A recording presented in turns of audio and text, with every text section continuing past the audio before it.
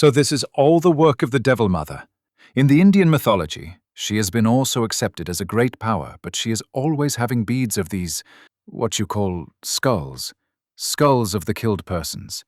And she has always a sword in her hand, and her complexion is black, and her eyes are red, and she is always keeping her mouth open, and is always wanting to use flesh to eat and wine to drink. So, as we people bring up some goats or lambs, we nourish them, but for eating. And in a similar way, this goddess of power also nourishes all the people of the world, but for its food.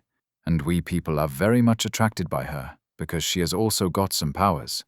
There are so many Indian people. They worship gods and goddesses, so many kinds, and also that devil goddess even. But all these are different kinds of negative powers. Some attract in some way, some attract in another way, but our fate is the same, and it cannot change. It is only God's power, which had been working through the Master, that takes the soul out of the limit of this God, of the negative power, so that we enter into the kingdom of God, and we are taken care of by the merciful and forgiveful power of God. And then the negative power of God has nothing to do with us. We are totally taken away from its lap. And when any soul is taken away from its control, then that is a very sad occasion for the negative power. And that is really the happiest occasion which a soul can enjoy. After that, the soul is always to enjoy.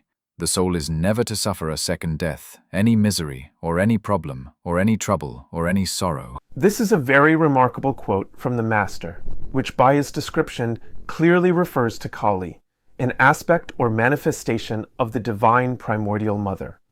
Traditionally, Kali is revered as a force that drives away demons and defends and supports humanity. Sant Thakar Singh, however, bluntly calls her the mother of the devil, thus classifying her as evil and assigning her to the negative power. This, of course, stands in complete contrast to the teaching of his successor, where this entity is regarded, worshipped, and glorified as God. Furthermore, the Master clarifies that not only she, but all deities without exception have one thing in common: they cannot lead the soul to freedom.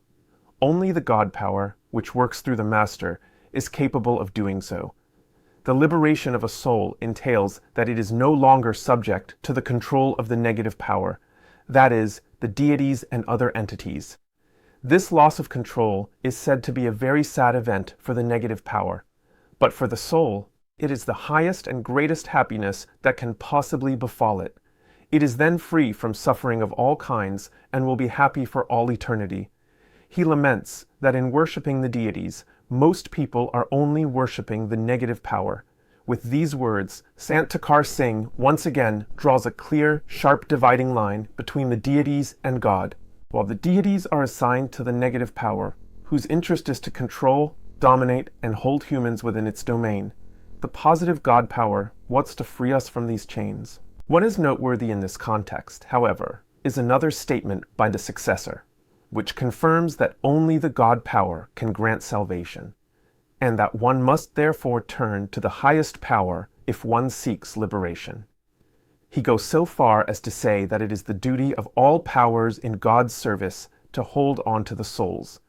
He said this in Pueblo, Mexico, on the occasion of the Guru Purnima celebrations on July 15th, 2011. So, at that time, he did differentiate between the God power and all other powers. In doing so, he also clarified that all deities, including the Mother Power and the Creator, Preserver, and Destroyer, belong to these other powers. He thus undoubtedly confirms Sant Thakar Singh's teaching. In my understanding, it is a contradiction to now claim that Shiva is God itself, and therefore the highest power. Speaking for myself, I would like to add to the Master's explanations that while the deities may not possess the power to liberate a soul, they could hold back themselves and other disruptive forces that hinder our ascent, thereby eliminating the cause of all our difficulties. The God power would then have a very easy time liberating the souls.